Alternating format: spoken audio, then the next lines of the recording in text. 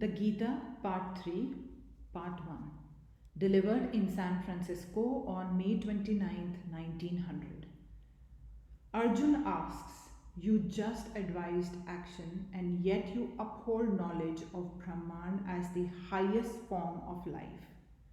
Krishna, if you think that knowledge is better than action, why do you tell me to act? Sri Krishna. From ancient times, these two systems have come down to us. The Sankhya philosophers advanced the theory of knowledge, the yogis advanced the theory of work.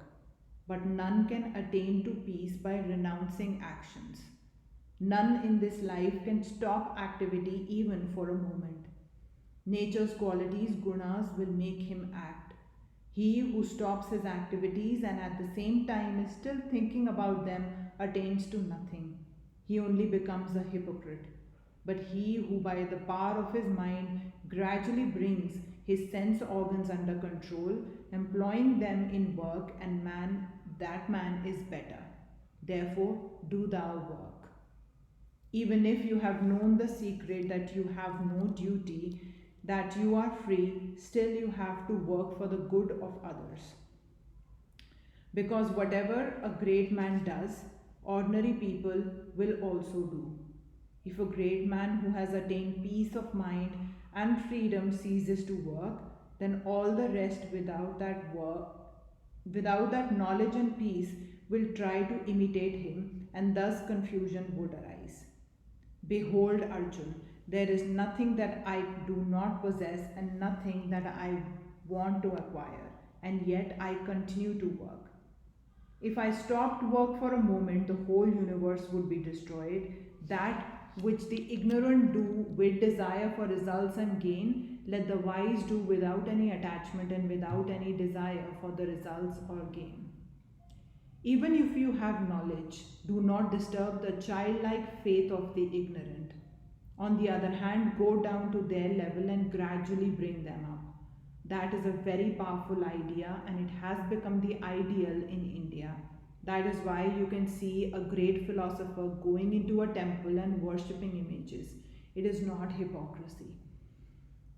Later on, we read what Krishna says. Even those who worship other deities are really worshipping me.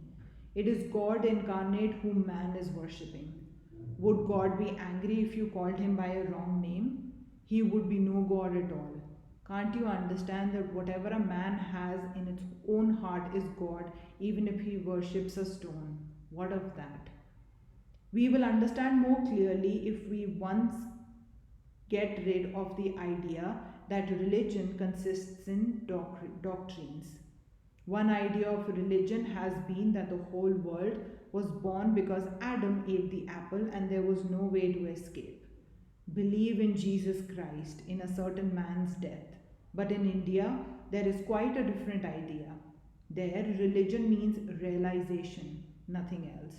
It does not matter whether one approaches the destination in a carriage with 4 horses, in an electric car, or rolling on the ground. The goal is the same. For the Christians, the problem is how to escape the wrath of the terrible God. For the Indians, it is how to become what they really are, to regain their lost selfhood. Have you realized that you are spirit? When you say I do, what is meant by that? This lump of flesh called the body or the spirit, the infinite, ever blessed, effulgent, immortal? You may be the greatest philosopher, but as long as you have the idea that you are the body, you are no better than the little worm crawling under your foot. No excuse for you. So much the worse for you that you know all the philosophies and at the same time think that you are the body. Body gods, that is what you are. Is that religion? Religion is the realization of spirit as spirit. What are we doing now? Just the opposite. Realizing spirit as matter. Out of the immortal God we manufacture death and matter, and out of dead dull matter we manufacture spirit.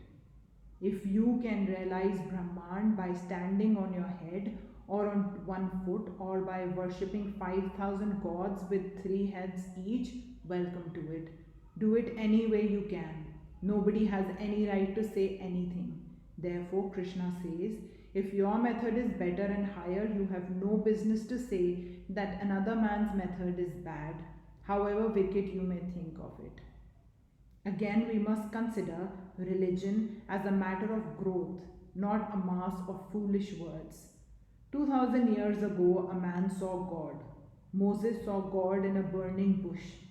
Does what Moses did when he saw God save you? No man seeing God can help you the least bit, except that it may excite you and urge you to do the same thing. That is the whole value of the ancient examples, nothing more, just signposts on the way. No man's eating can satisfy another man. No man seeing God can save another man. You have to see God yourself. All these people fighting about what God's nature is, whether he has 3 heads in one body or 5 heads in 6 bodies. Have you seen God? No. And they do not believe they can ever see him. What fools we mortals be, surely lunatics.